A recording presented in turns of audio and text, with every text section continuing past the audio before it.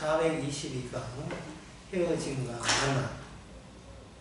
성경에, 구약 성경에서 많은 헤어짐과 만남이 생겼습니다. 그거는 하나님께서 사건을 주니까 같이 있고 싶더라도 있지 못하고 분리되고, 그리고 나중에 또 하나님의 사건을 주니까 헤어졌다고 얘기했는데 다시 만나게 되고, 그렇게 됩니다. 하나님께서 같이 인간들끼리 잘 살면 되는데 왜 헤어지게 하느냐. 인간은 본인이 누군지도 모르고 저 사람이 누군지도 모릅니다. 그러면 하나님이 중간에 관여를 해줘야,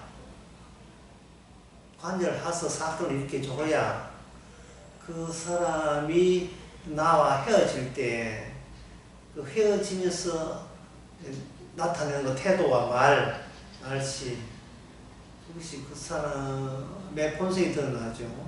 헤어지기 전까지는 서로 좋게 지내겠다는 그 의도가 강해가지고 그 사람의 본심을 알지 못해요. 그렇다면 헤어져 봐야 그 속셈이 드러나는 겁니다. 물론 인위적으로 그 사람 알기 위해서 헤어지면 안 되고 하나님께서 사건을 일으켜주죠. 다윗은 하나님의 약속이 주어진 사람입니다. 이 말은 하나님의 약속을 통해서 다윗을 움직인다는 뜻이에요. 그렇다면 다윗이 하는 모든 하나하나가 사건이 되는 겁니다. 다윗 주변에 많은 사람들이 있었습니다.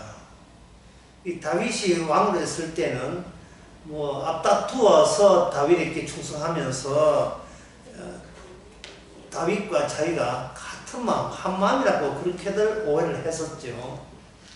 그런데 하나님께서 사건을 주셔가지고 다윗과 그 주변 사람을 잠시 헤어지게 만들었어요. 그 이야기가 사무엘하 15장부터 해서 15장에 다윗의 셋째 아들 압살롬이죠. 압살롬이 반란을 일으킵니다. 자, 아버지와 자식 같이 있는 게 정상이죠. 근데 사건을 주니까 압살롬과 다윗이 헤어지게 됩니다. 압살롬이 아버지에 대해서 반감을 품고 아버지가 하고 있던 권력이 탐이 난 거예요.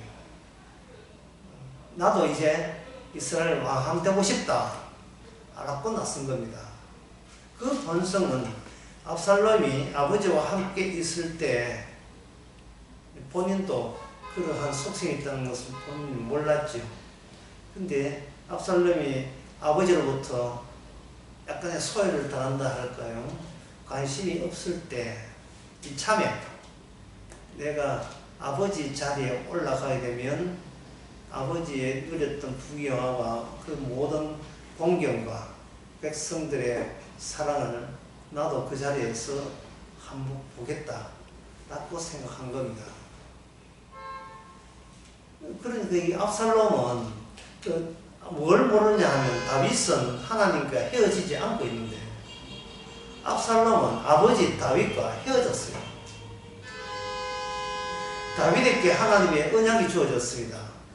그러면 아버지 다윗과 헤어진다는 말은 하나님이 주신 언약과 헤어지더라도 나는 상관없어, 나는 왕이 되면 되니까 라는 그런 생각을 하는 거죠. 그래서 성경에서 말하는, 세상의 사회에서 말하는 헤어짐과 만남은 인간 대 인간의 만남과 헤어짐과 만남이지만 성경에서 헤어짐과 만남은 언약을 가진 자와 헤어졌을 때 과연 그들의 만남은 예상밖에 얼마나 비참한 관계로서 만났는지를 보여주는 거예요. 사무엘하 15장에서 압살롬이 반란을 일으킵니다. 반란을 일으키기 전에 압살롬은 백성들의 마음을, 다윗에게 쏟는 마음을 자기에게로 돌렸어요. 이거는 자기가 왕이 되고 난 뒤에 반란의 여지가 없도록 대다수의 사람들이 그래, 압살롬이 이제 다윗 마했다, 압살롬이 이제 왕해도 우리는 상관없어 라는 마음이 됐다 싶을 때 반란을 일으켰습니다. 압살롬이 아버지 다윗이 있던 예루살렘에 진입합니다. 다윗은 도망갑니다. 예루살렘에 도망가죠. 이거 헤어지기죠. 왜 아버지와 자식이 헤어지는가? 그거는 언약 안에 그런 요소가 있어요. 아버지 어찌 나를 버리시나이까. 이거는 하나님께서 의도적으로 예수님을 내쳤던 겁니다. 다시 만날 때 어떠한 성과를 가지고 만났는지를 하늘에서 아버지와 아들의 헤어짐과 만남을 통해서 이 세상에 있는 사람들이 구원을 받기 위해서는 하나님 사이에 어떤 절차가 필요한가를 알려주는 겁니다. 하늘의 비밀입니다. 하늘의 비밀은 이 땅에서 사건을 통해서만 우리에게 주어집니다. 압살롬이, 여러분, 간단히 말해서 압살롬이 왕이 되었는데, 나중에 그 요압이 다윗 쪽에서 반격을 취해가지고 요압이 압살롬을 죽였습니다. 죽였을 때에 성경을 보는 사람들이, 많은 사람들이 납득이 안 되는 것이, 지금 압살롬은 아버지의 적이잖아요. 압살롬은 아버지를 죽이고자 하는 겁니다. 그러면 이스라엘을 생각한다면 반란군의 우두머리인 압살롬이 죽은 것을 다윗은 굉장히 기뻐해야 돼요. 비록 자식이라도 섭섭한 면은 있겠지요. 그런데 그 사무엘 그 하 19장에 보면 19장에 압살롬이 죽었다는 소식을 듣고 다윗은 대성통곡하면서 웁니다. 마치 절대로 죽이지 않아야 될 자를 요압 장군이 죽였다는 식으로 그렇게 슬퍼합니다. 이유가 뭐냐? 압살롬 입장에서는 산 채로 아버지를 못 만났고, 아버지 입장에서는 살아있는 채로 아들을 못 만난 거예요. 그러니까 하나님이 주신, 다윗에게 허락하신, 다윗의 인생을 통해서 보여주신 하나님의 언약을 위배해서 헤어진 사람은 두 번 다시 만나지 못한다. 이 원칙을 보여주는 겁니다. 그 원칙뿐만 아니고 다윗이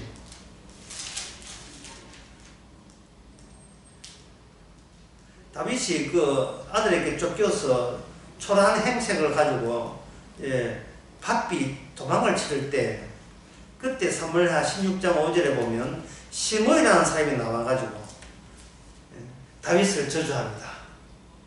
전쟁에 저주하다니 잘됐다. 이 다윗은 아들에도 땅에도 사다, 이렇게 된 거예요. 그 시므이라는 사람이 다윗이 왕으로 있을 때는 감히 못하죠.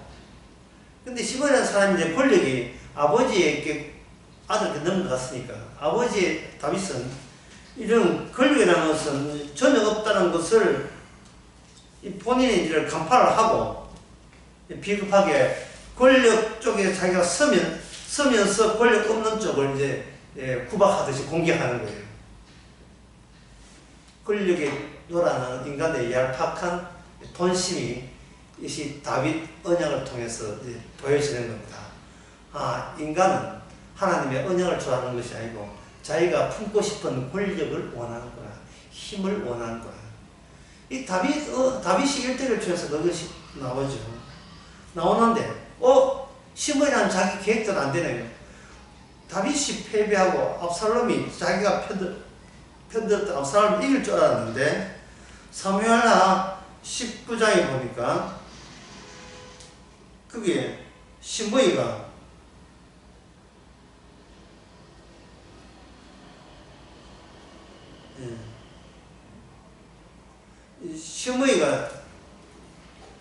나옵니다. 땅에 바짝 엎드려요. 이것도 완전히 얍삽하고 비겁한 짓이요. 16장 18절에 제가 왕에 대해서 잘 알고 있었습니다. 봐주세요. 이래. 그러니까 그 옆에 있던 보디가드 장군이 아비새가 임금님 저 당장 죽여야 됩니다. 저는 변절자 배신자는 용서하지 않습니다. 어떻게 하나님의 언약을 저주했으니까 죽여도 하나님께서는 잘 죽다 하실 겁니다. 이렇게 하니까 하나님께서 시므에게 지금은 내가 죽이지 않고 일단 용서할게. 조건이 있어요.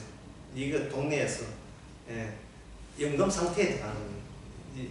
네가 이 동네 네 동네 살고 딴 데나 하지 마라. 라고 다윗이 이제 봐주고 지시를 한 겁니다.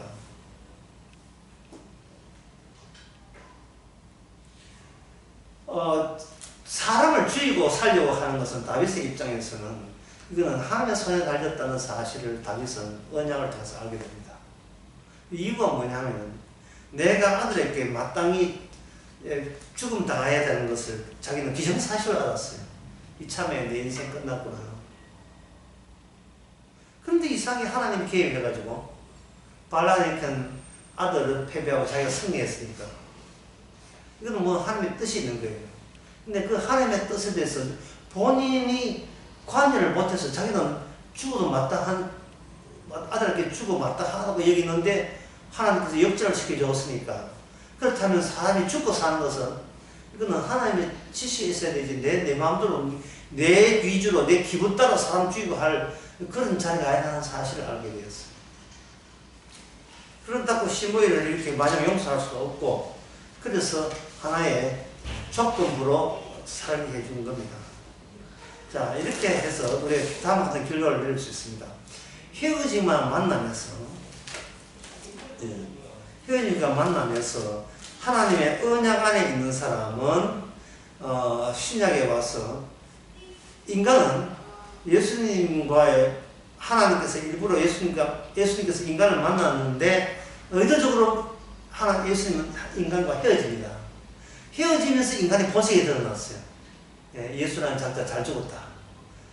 그런데 아쉬워하는 사람이 있었습니다. 요한복음 13장에 베드로와 11 제자들. 거기에 대해서 요한복음 14장에 이렇게 다시 만나기도록 약속합니다. 내가 너희를 위하여 14장 3절 처소를 예비하면 다시 내가 너희에게로 가서 너희를 내 있는 곳으로 만나게 한다. 이것이 뭐냐? 언약적으로 헤어짐과 만남이에요. 뭐 뜻이냐 하면 네 자리로 만나지 않고 새로운 자리, 예수님 내 자리로 너희들을 오는 식으로 만나게 한다. 그러니까 주님한테 잘 보여가지고 내 자리 확보할 생각 하지 마시다.